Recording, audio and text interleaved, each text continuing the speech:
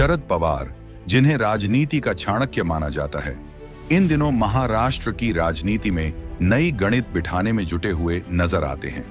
हाल की घटनाओं से ऐसा लगता है कि उनकी रणनीति जटिल और बहुआयामी है और इसके पीछे एक लंबी राजनीतिक योजना छिपी हुई है।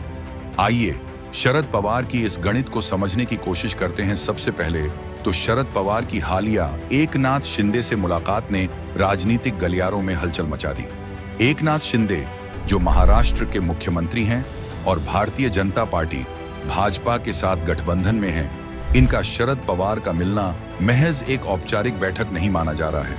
इस मुलाकात के कई राजनीतिक मायने निकाले जा रहे हैं। दूसरी ओर हाल ही में हुई सोलापुर की सभा, जिसमें कांग्रेस एनसीपी तो थी, लेकिन उद्धव ठाकरे मातोश्री पर थे।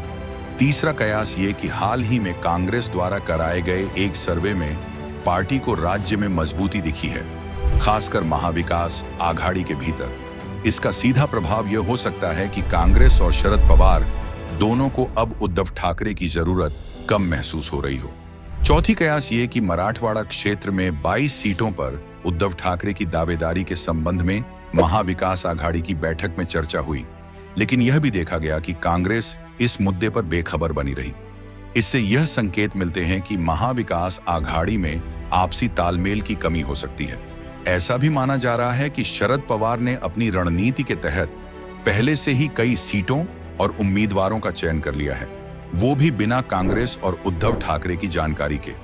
यह शरद पवार के स्वतंत्र राजनीतिक निर्णय लेने की क्षमता को दर्शाता है, जो उन्हें अन्य नेताओं से अलग खड़ा करता है। बता दें कि शरद पवार ने हाल के दिनों में उद्धव ठाकरे की नेतृत्व क्षमता पर कई बार अप्रत्यक्ष रूप से सवाल उठाए हैं। हालांकि उन्होंने सार्वजनिक रूप से ठाकरे का समर्थन किया है, लेकिन उनके बयानों और कार्रवाई में अंतर देखा जा सकता है।